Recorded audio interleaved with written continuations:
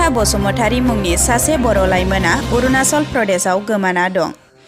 बर' लाइमोनफोरा बेकार जेंनानिफ्राय दासिम उदां जायाखै नामा? बर' लाइमोनफोरा गावनि थांना थानायनि उदांस्रिखौ माब्ला आबुङै मोनफुंगोन? बर' लाइमोनफोरा गावनो गाव बेकार खालामना लायो ना गुबुना खालामो? जायनि थाखाय दासिमबो बर' लाइमोनफोरा बेकारनि थाखाय हाथा हामा गुबुन रायजोआव खामानि मावहैनो गोनां जायो।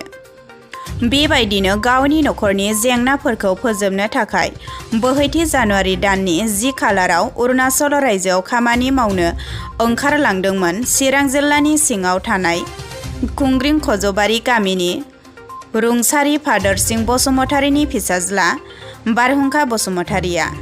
नाथाय अरुणाचल प्रदेशनि दाफुरिजु जिल्लानि डनबस्ती गामियाव थांनानै मोनानि ओंखाम जाखांना उन्दुनायनि उनाव बायहेरायाव ओंखारना आन्दायनानै दासिम थाग्रा थावनियाव सौफैयाखै। लोगोआव थांफाग्रा सुबुंफोरा दासिमबो नागिरबाबो मोनाखै। बिनिखायनो सोरबाफोर नुसनबायोबा नैबे जामबुं नाम्बाराव 6022890222 आव खौरां हरनो गुरै खावलायहरदों। खुलुमबाय। आंनि फंबाय असे अरुणाचलाव महाराष्ट्रआव थांनो होननानै थांदोंमोन। आंनि फंबाया बिसोर साथाम लोगो दंमोन आरो लांग्रा मानसिया जोंनि न'खरनि जायो। बियो जाबाय नेरसोन बसुमतारी। बियो महाराष्ट्रआव लांनो होननानै लांदोंमोन। दाना 8 थारिखआव लांदोंमोन, नैबे थांनाय 8 थारिखआव। बेयाव लांनानै दाना बङाइगाव निउ बङाइयाव आंनो दोनलांदों गारिजों। बेनिफ्राय दाना निउ बङाइयाव मा साननानै मा जाखो माबायाव महाराष्ट्रआव थाङालासिनो रङिया फारसे बिसोर थांबाय। रङिया फारसे थांनानै दाना बियो लांग्रा मानसिया रङियायाव खारखुमाबाय। नैबे साथाम मानसिया आलाय सिलाय जानायखौ नुनानै सासे मानसिया फैनानै अरुणाचल फारसे खुरखाना लांबाय आरो। दाना 10 थारिखआव अरुणाचलाव गावसिनि खामानि मावग्रा जायगायाव सहैबाय। सहैनानै बेलासिनि बिदिनो 5टा 4टा बिदि समाव सहैनानै जायै लोङै केम्पआव उन्दुबाय। उन्दुनानै 9टासो टाइमाव मोनानि 9टासो टाइमाव आंनि फंबाया पिसाब खालामनो होननानै ओंखारदोंमोन। ओंखारनायनिफ्रायनो गैया आरो दासिमबो गैया। बे जानाय जाथायखौ न'सिम सोर खोन्थाहरदों? बे लांग्रा मानसियानो खिन्थाहरदोंमोन। मा होननानै खोन्थाहरदों गिबियाव? गिबियाव मानसिया खारबाय बायह्रायाव ओंखारनानै बेबायदि होननानै बुंदों। गावसोर नागिरदों।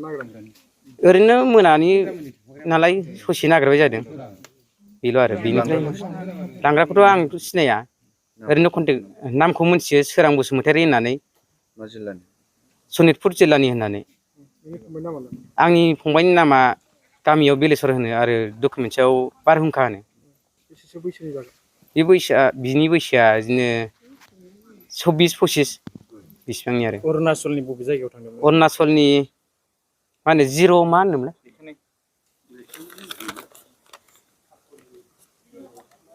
दाफुरिजा होननाय जायगायाव थांदों होननानै खिन्थाहरदों। अरुणाचलनि दाफुरिजा होननानै। न'निफ्राय सोर लांजेनामोन? न'निफ्राय लांजेननाया फार्स्टआवनो जोंनि एसे न'खरनिनो जायो। बेयो नेरसोन बसुमतारीया फार्स्ट लांजेनदोंमोन। मानसिया खारबाय नामा दा? मानसिया खारदोंना खाराखै जायखिजाया सम हमो फनखौ, सम हमा बेबायदि। माबायदि रायज्लायहरो नोंसोर? जेबो गिनांगौ गैया, गिनाङा ना होननानै बेबायदि बुङो आरो।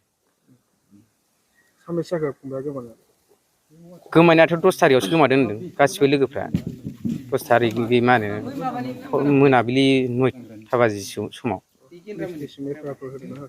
होनो होननानै जों दहाय थांदोंमोन, ओमफ्राय असिखौ लोगो मोनाखै सार। बेबायदि। दा जुदि नोंनि फंबायखौ बै जायगायाव सोरबाफोर नुयोब्ला बिसोरसिम खोन्थाहरनो थाखाय मा खालामो? जोङो बेखौनो मोजां लुगैयोदि जिखु जाया जायखिया मानसिफ्रा लोगो मोनोबानो जोंनो खबर हरथों होननानै। लायनायनि बेब'स्थाखौ जोंबो लागोन। आरो दिनैनो लाखादोंमोन जोङो, ओमफ्राय दाना असिनि जोङो रिपर्ट मोनैनि थाखायसो जों थांनाय जायाखै। थांनो होननानै जों बेग बनखाबायमोन। फंबाया हाबा जाबाय, आंनि फंबाया हाबा जाबाय। 2 गथ' दं। सासे नै बेनो आंनि बिमायं, बे देरसिन फिसाजो बे माबानि दा गोमानायनि। आरो फिसाला दंबावो दुइसिन।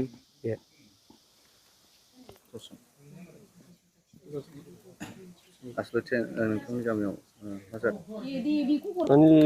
बिदिनो बे खामानि मावनो थांनायाव बे लांग्रा मानसिया खारखुमानायाव बे गोमाहैनाय जाहैबाय। थारमाने मिथिगौ जोंबो बेखौ ल' मिन्थिदों आरोखि दा मानसिया बबे जायगायाव दङ जों मिथिला बेनोसै आरो दा नागिरनाय राहाखौ बे माबाफोर जायो नामा बिदिल'